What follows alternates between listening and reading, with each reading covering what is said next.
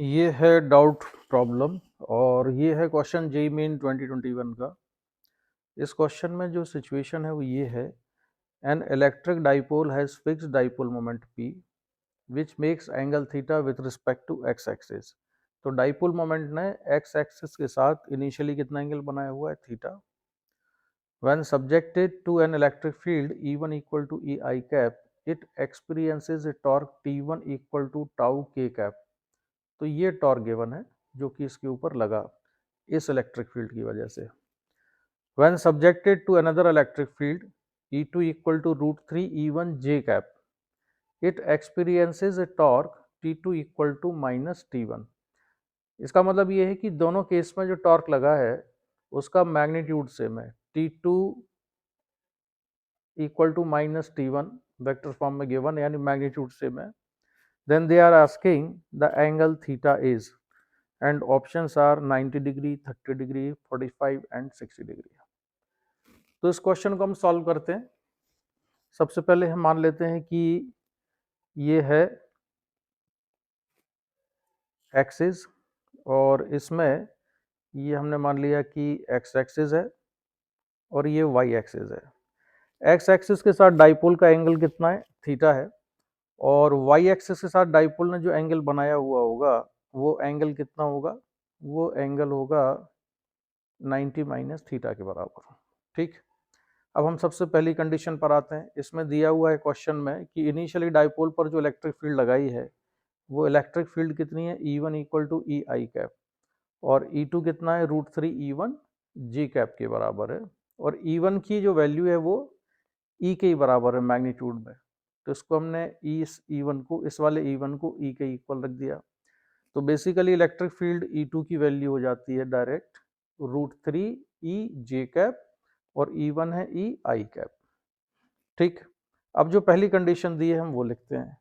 पहली कंडीशन ये है कि electric field E1 is applied on this dipole. तो इलेक्ट्रिक फील्ड E1 जब डाइपोल पर लगाते हैं तो हमने इसका क्रॉस प्रोडक्ट लिखा P cross E I cap. ये जो E1 दिया हुआ है इसकी वैल्यू कितनी है, ई आई कैप के बराबर है।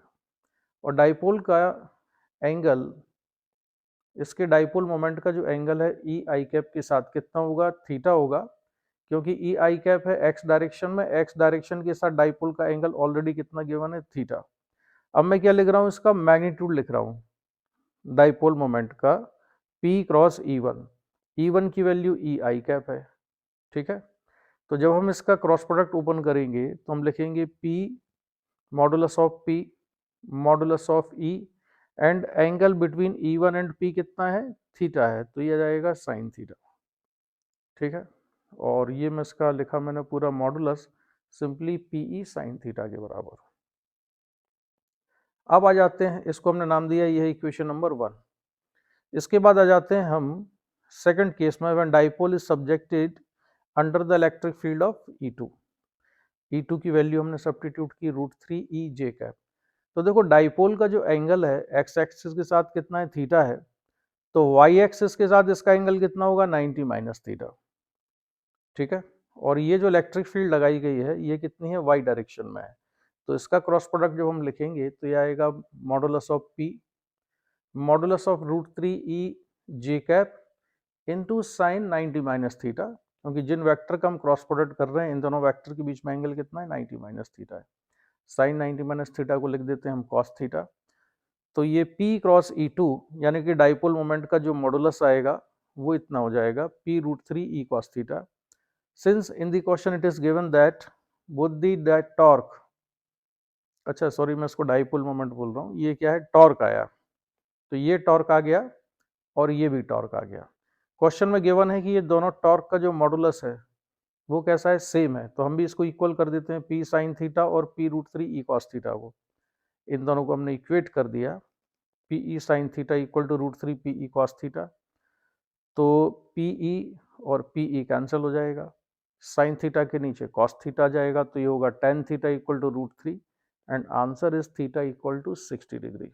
ठीक है, इस क्वेश्चन के सोल्यूशन दूसरी जगह अगर देखोगे और ओबियसली देखा भी होगा तो वो सोल्यूशन कॉम्प्लिकेटेड है। ये जो मैंने आपको बताया ये सिंपलेस्ट फॉर्म है इसकी सोल्यूशन की।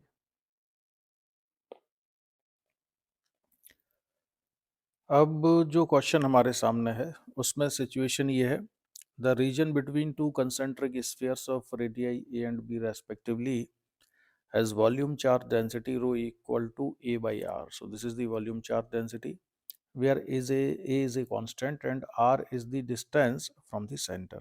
तो वॉल्यूम चार्ज डेंसिटी इसकी कांस्टेंट नहीं है. At the centre of the sphere is a point charge Q. तो यहाँ पर एक पॉइंट चार्ज Q और रखा हुआ है सेंटर पर. The value of A such that the electric field in the region between sphere will be constant is. तो हमको ये बताना है कि द वैल्यू ऑफ ए यानी कांस्टेंट ए की वैल्यू क्या होनी चाहिए जिससे कि इलेक्ट्रिक फील्ड इस स्फीयर के रीजन में कांस्टेंट रहे. तो ये जो डायग्राम है, इस डायग्राम से अलग हटके मैं एक डायग्राम और यहाँ पर ले आता हूँ. ये हमारे पास डायग्राम रहेगा अब, और इस डायग्राम्स में हम देखेंगे जो सिचुएशन है अकॉर्डिंग टू द क्वेश्चन. वो सिचुएशन ये है कि यहाँ पर सेंटर पर रखा हुआ है चार्ज Q, ये है रेडियस A, और ये रेडियस कितना है, ये रेडियस है B. और जो रीजन जहाँ पर कि ये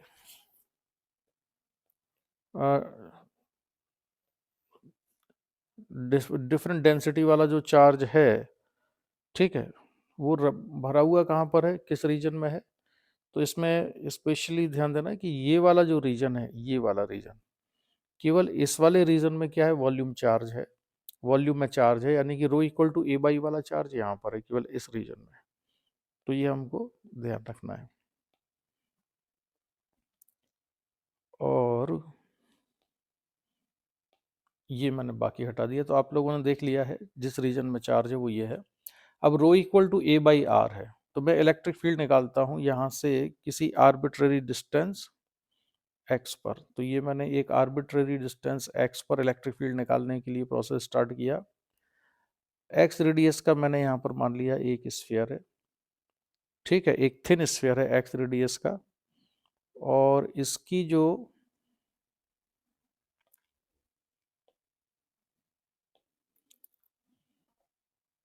रेडियस है और इसकी थिकनेस कितनी है, थिकनेस भी मान लेते हैं हम, बहुत छोटी सी है इसकी. ये मैंने मान लिया कि ये है थिकनेस dx के बराबर.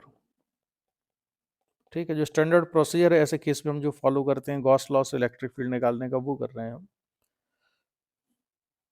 तो इससे पास होने वाला जो टोटल इलेक्ट्रिक फ्लक्स होगा इस वाले रीजन से, इस रीजन से पास होने वाला इलेक्ट्रिक फ्लक्स आएगा गॉस लॉ से E equal to Q inside upon epsilon naught. इसको लिखा मैंने, ये है इक्वेशन नंबर 1. ठीक है, सॉरी मैंने E लिख दिया. सिंबल हम फ्लक्स के लिए क्या यूज करते हैं, फाई. ये है. अब ये फ्लक्स निकालने के लिए मुझे चाहिए Q इनसाइड, इसके अंदर कितना चार्ज है. तो चार्ज को कैलकुलेट करने के लिए मुझे इंटीग्रेशन करना पड़ेगा. तो इस छोटे से रीजन में, जो ये वाला रीजन है, इस वाले रीजन में वॉल्यूम चार्ज डेंसिटी कितनी है, वॉल्यूम चार्ज डेंसिटी है रो बाई एक्स. और मैंने मान लिया कि ये जो रीजन है इतना छोटा सा है कि यहाँ पर वॉल्यूम चार्ज डेंसिटी को हम मान सकते हैं कांस्टेंट. ठीक है, तो इस वाले रीजन का वॉल्यूम कितना हो जाएगा, ये जो छोटा सा वॉल्यूम है, ये छोटा सा वॉल्यूम होगा 4 pi x square into d x के बराबर. ठीक है. अच्छा, वॉल्यूम चार्ज डेंसिटी में एक चेंज करना पड़ेगा. वॉल्यूम चार्ज डेंसिटी जो थी ये ए बाई आर है, यानी मुझे यहाँ पर ए बाई एक्स यूज करना चाहिए, जैसे कि मैंने लिख लिया है रो बाई एक्स. तो ये ए बाई एक्स. तो ये चार्ज आ गया इस छोटे से वॉल्यूम में. ठीक है, ये छोटे से वॉल्यूम में चार्ज आया. कौन से छोटे से वॉल्यूम में, इसमें. अब हम इसको इंटीग्रेट करते हैं तो कहाँ से कहाँ तक का चार्ज निकाल लेंगे हम, ए से लेके एक्स तक का. ठीक है, तो Q इनसाइड निकल आएगा. तो इसको इंटीग्रेट करने पर हमको मिलेगा 4 pi a integration x d x a to x. तो सॉल्व करने पर 4 pi a x square by 2, इसका इंटीग्रेशन हो जाएगा ए टू एक्स, यानी ये आएगा 4 pi a by 2 into x square minus A square. तो ये वैल्यू आ गई मेरे पास किसकी, क्यू इनसाइड की। इसको नाम दे देते हैं इक्वेशन नंबर 2। तो इक्वेशन नंबर 2 और इक्वेशन नंबर 1, इससे फ्लक्स कितना हो जाएगा, इससे फ्लक्स आया phi equals to Q inside upon epsilon naught, यानी कि 4, अच्छा यहाँ स्पेस कम है तो मैं थोड़ा नीचे लिख लेता हूँ फ्लक्स को। फ्लक्स आ जाएगा phi equal to 4 pi A upon 2 epsilon naught into x square minus A square. इसको लिखा हमने इक्वेशन नंबर 3। ये फ्लक्स आ गया। अब हमको कैलकुलेट करना है यहाँ पर फ्लक्स किससे, इलेक्ट्रिक फ्लक्स की डेफिनेशन से। तो इलेक्ट्रिक फ्लक्स की डेफिनेशन से यानी कि E dot D S equal to phi होता है। तो यहाँ पर इस वाले रीजन में इलेक्ट्रिक फील्ड कैसा होगा, बाई सिमेट्री यूनिफॉर्म होगा, मैग्नीट्यूड में कांस्टेंट होगा मतलब। तो मैंने लिखा ई, और डी एस को हम कितना लिखेंगे, डी एस ही रहने देते हैं।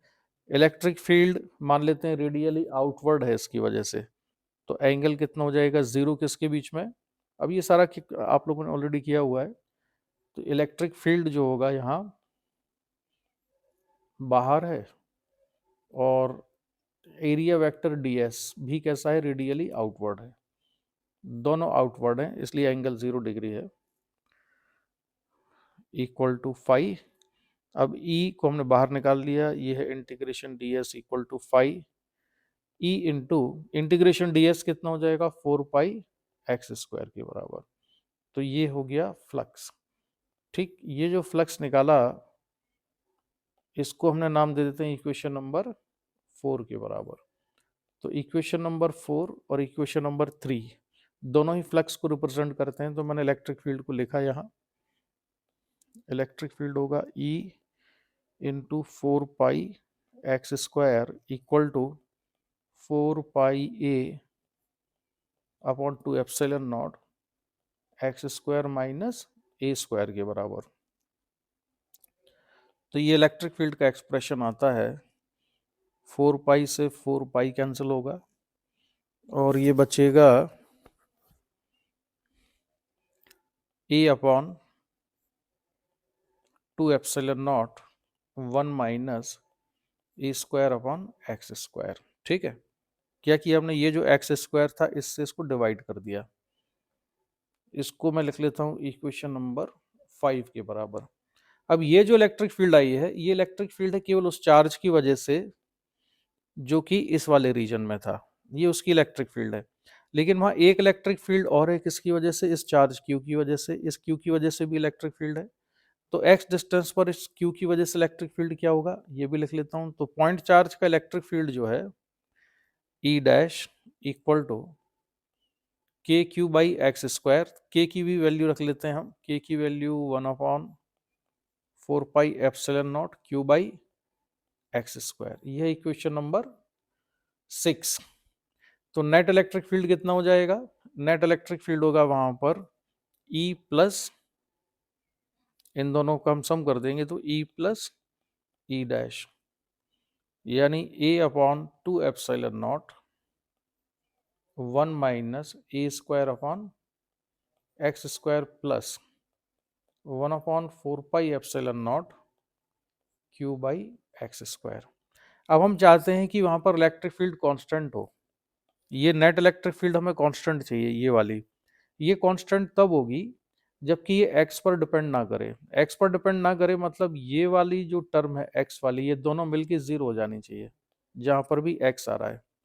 तो उसको मैं लिखता हूं, एक्स वाली जो टर्म आ रही है ये है a upon 2 epsilon naught minus A square upon x square.